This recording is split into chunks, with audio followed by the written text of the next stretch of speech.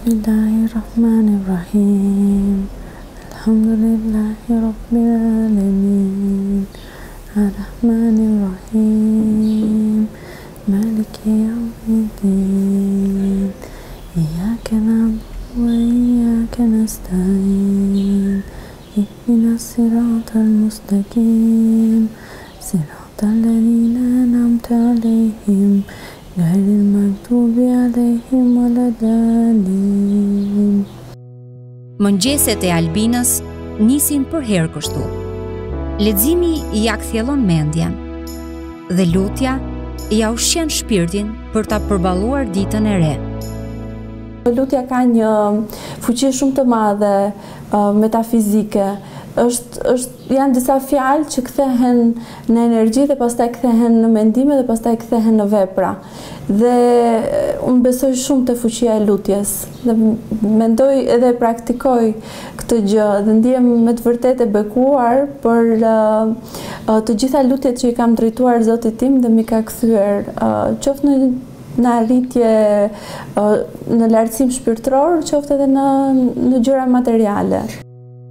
Me kameran e televizionit Kontakt, ne shkuam herët në shtëpinë e Albinës për të parë se si organizohet dita e saj, pavarësisht angazhimeve të shumta. Albina Nanaj është antare e Këshillit Bashkiak të Tiranës dhe këshilltare në drejtorinë e përgjithshme të Institutit të Sigurimeve Shoqërore. Për ta njohur më mirë Albinën, le ta dëgjojmë se çfarë thot vetë ajo, se si arrin ta harmonizojë programin e saj ditor. Dita jonë nis shumë herët, jo vetëm se duhet të shkojmë në punë, po kuptohet edhe për shkak të ushqimit shpirtëror që japim vetes me lutjen e mëngjesit. Më pas përpiqem për një minutazh të caktuar të lexoj diçka që më pëlqen, qoftë nga Kurani, qoftë libra fetar, po pse jo edhe libra të tjerë shkencor ose filozofik, tek të cilët në këtë periudhë të mëngjesit shoh një perspektivë më pozitive për ta nisur ditën. Dhe kuptohet që pjesa më e bukur e mëngjesit është lindja e diellit.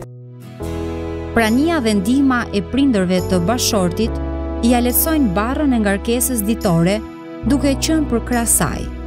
Dhe Albina u është shumë mirënjohëse për këtë, saqë i konsideron si pjesë kontribuese në suksesin e saj. Më ndihmojnë shumë edhe prindrit e tim shoqi, ka një kujdes që banojnë me mua, ka një kujdes të veçantë për tim birë, kuptohet edhe për mua dhe për tim shoq, ndonjë ditë duke na përgatitur ndonjë çaj, duke na përgatitur ndonjë gjë të vogël për mëngjes, ose diçka për ta marrë me vete në punë. Le të themi që deri tani kemi edhe luksin të ndihemi disi të përkëdhelur, duke qenë një familje e madhe. Albina spikati që herët në rrugën drejt dijes. Qysh në fëmijëri, ajo kishte një pasion të veçantë për përvetësimin e gjuhëve të huaja dhe më vonë do të angazhohej në përkthime tekstesh të ndryshme. Unë jam lindur dhe rritur në qytetin e Fierit edhe aty kam bërë arsimi fillor dhe të mesëm. Më vonë për studime kam ardhur në Tiranë dhe mund të them që formimin tim më të madh e kam marrë atje.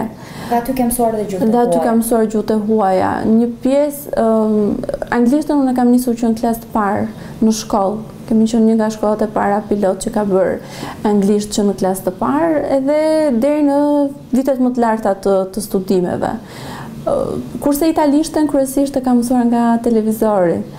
Dhe është një mënyrë shumë e mirë për të njohur dhe për të komunikuar me botën. Çfarë ndjen kur përkthen dhe çfarë pëlqen të përkthesh më shumë?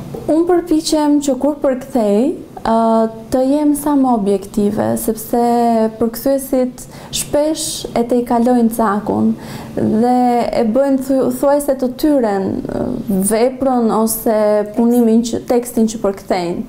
Unë përpiqem të jem deri diku e ftohtë në përkthim dhe të mos fus shumë nga vetja ime, sepse më duket si një lloj tradhtie vogël ndaj autorit, që ka ruajtur një linjë të caktuar në atë që ka dashur të thotë.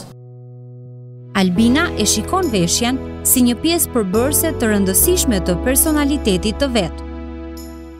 Veshja ose pamja jashtme, paraqitja, është një mënyrë përmes të cilës ti reflekton pamjen tënde të brendshme dhe deri diku veshja shpreh personalitetin, është personalitet, është sinjatura jote, le të themi, është firma jote. Është një lloj deklarante që ti bën botës që unë jam këtu, jam në të gjithë gjallërinë time, në të gjithë vitalitetin tim, në të gjithë performancën time për t'i dhënë botës më të mirën. Kuptohet që duke ruajtur modestinë, duke ruajtur vlerat dhe parimet kryesore, kryesisht ajo që i më shohë është modestia në sjellje mbi të gjitha. Sa i përket veshjes, le të themi që deri diku jam disi e çorganizuar, apo për të mos përdorur një term kaq pejorativ për veten, po them që ju besoj zgjedhjeve të momentit të fundit. Në mëngjes. Edhe nëse do të kem palë të tëra rrobash gati, do përfundoj duke hekurosur një të re dhe duke e kombinuar me diçka tjetër që nuk e kisha kombinuar më përpara. Nuk ju besoj shumë atyre kombinimeve standarde të ngjyrave edhe të tjerë. Përpiqem që të ruaj stilin tim, të ruaj kombinimet e mia. Mendoj se janë edhe brenda modestisë, por përcjellen një lloj shije pak më ndryshe.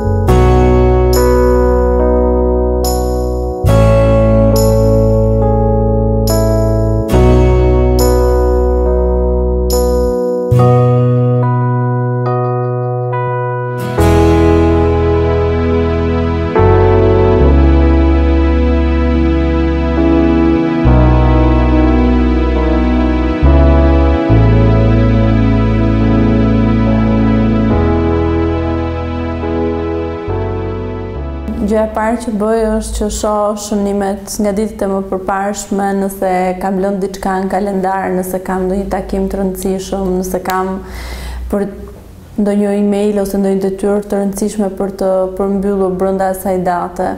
Më vonë kontrolloj emailin.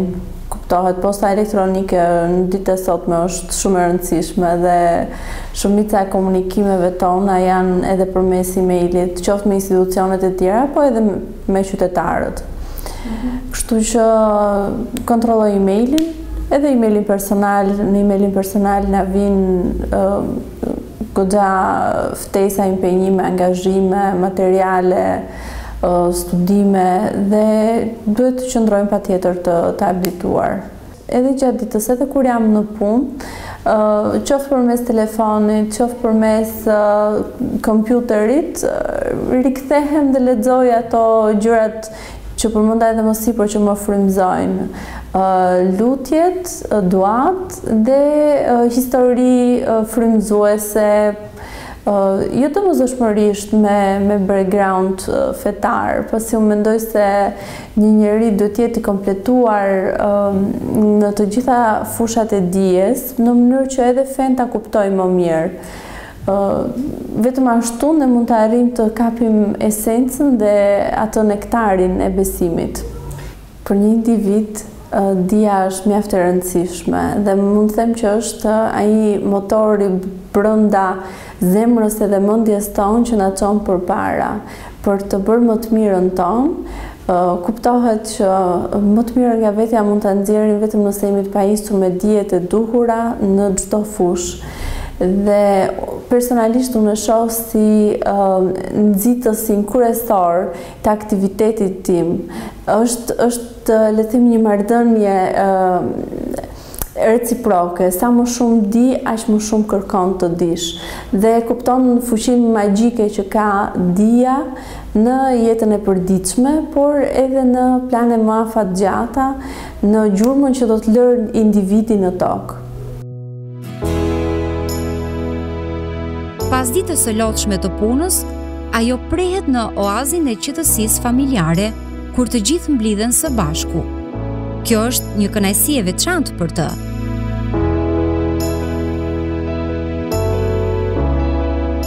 Pas pune, vrapoj për në shtëpi dhe kuptohet që momentet e para, minutat e para ja dedikoj tërësisht timbiri. Këtu qëndrojmë zakonisht, kuptohet një atmosferë e këndshme familjare, bashkë me prindrit e tim shoqi, bashkë me tim shoq. Gërshetohen një sër aktivitetesh që po kryesisht mbi zotron lodra e mirit. Këshillat që unë jap timbirit janë të frytshme dhe të vlefshme, duhet të jenë fjalë që të vinë nga zemra që të shkojnë tek një zemër dhe pastaj të përkthehen në veprime. Për momentin jam duke i prezantuar timbiri Zotin. Dua që të kuptoj nocionin e Zotit, edhe pse njeriu në brendsinë e vet e ka atë fitran e pastër që e njeh ekzistencën e Zotit, ka nevojë për një udhërrëfyes njerëzor pak më të rritur që ti kujtoj krijuesin e tij. Ishte ky një udhërrëfim i shkurtër i ditarit të besimtares Albina Nanaj, e cila e shpalosi për teleshikuesit tanë. Një nga ajetet e mi të preferuar të Kuranit është pikërisht ajeti surës Fatiha që thot Ihdina sirat al-mustaqim, o Zot na udhëzo në rrugën e drejtë. Dhe ne përsërisim këtë disa herë gjatë lutjeve tona, po unë e gjej veten time duke thënë këtë lutje, për mua është një lutje që ja përsëris vetes time shumë shpesh, dhe pikërisht kërkoj nga Zoti që të më udhëzojë dhe të më mbajë në rrugë të drejtë.